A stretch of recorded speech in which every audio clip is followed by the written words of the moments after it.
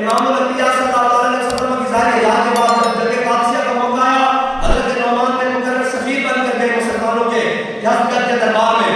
جب گئے تو آپ کے ہاتھ میں نیزہ تھا، اس کے جناب دربار میں بڑے قیمتی قالین بچے ہوئے تھے. آپ قالین کو پھاڑتے ہوئے ایسے گئے نا، جب ایسے گئے ایسے جناب اس کے سامنے گئے. اس نے کہا کیا ہو گیا آپ کو؟ بھوکے ہو گئے؟ آپ کو کیا ہو گیا ہے جناب؟ روٹی چاہیے، کپڑے چاہیے، کیا چاہیے آپ کو؟ اناج چاہیے، ہم دیں گے. اور انہوں نے کہا نہیں، ہم تو کسرا کا تاج لینے آئے ہیں، ہم کسرا کا تاج لینے آئے ہیں. انہوں نے کہا اچھا بیٹھو. انہوں نے بٹھایا. انہوں نے کہا آپ کے ساتھ جنگ کرتے ہیں.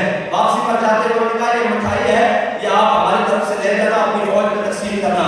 جب نعمان بن مقرر نے اٹھایا نا اس ٹوکرے کو ہاتھ لگایا تو وہ سمجھ گئے یہ مٹھائی نہیں ہے، اس میں تو پتھر اور مٹی بھری ہوئی ہے. تو آپ نے ایسے کر کے نا جناب وہ ٹوکرا سر پر اٹھایا اور لطف لیتے ہوئے یعنی جھومتے ہوئے واپس فوج کی جانب چلے اور ٹوکرا سر سے اتار کر ساتھ میں نبی مقدس کے سامنے رکھا.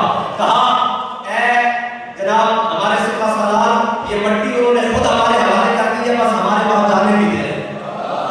عاشق جو ہے نا، عاشق جو ہے وہ ہر بات میں لطف دیتے ہیں. یہ ایک منظر ہے کہ حضرت خواجہ غلام فرید کا نام تو سنا ہوگا. حضرت خواجہ غلام فرید آپ حج کے لیے تشریف لے کر جا رہے ہیں تو مدینہ پاک سے کچھ دور تھے تو رستے میں ڈاکو آ گئے. ڈاکو نے آپ کو لوٹا بھی، مارا بھی اور جناب سب کچھ لوٹ لیا، سامان رسد خادرہ سارا کچھ لوٹ لیا. آپ تھوڑے 2 دن کی مسافت سے تھے دور مدینہ پاک سے. ڈاکو نے سب کو ڈکیتی کر دی. جب وہ جانے لگے تو خواجہ غلام فرید نے ہاتھ پکڑ لیا.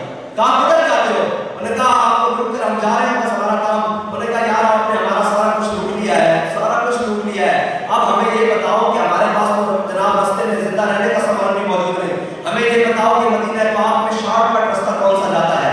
ابھی تو ہماری مسافت تھوڑی لمبی ہے. وہ وہاں کے کھیتی تھے، ڈاکو تھے.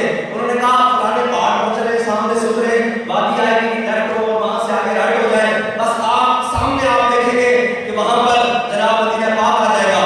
تو حضرت خواجہ غلام فرید ان کے بتائے ہوئے راستے پر اپنے قافلے کے ساتھ چلے نا تو شام ہونے سے پہلے سامنے مدینہ آ گیا. آپ نے سب کچھ وہیں چھوڑا اور سیدھا حضور کی بارگاہ میں چلے گئے اور کہنے لگے کہ تیرے بدوی مریندے ہیں، لٹیندے ہیں، کٹیندے ہیں. عاشق ہے نا ہر بات میں مزہ لے گا.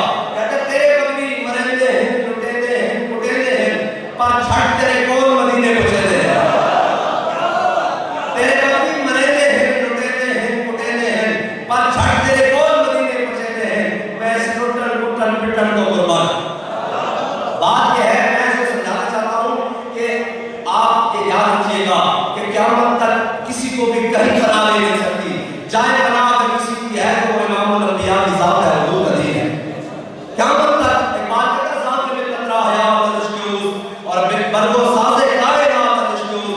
بات کہتا ہے اگر امت مسلمہ دوبارہ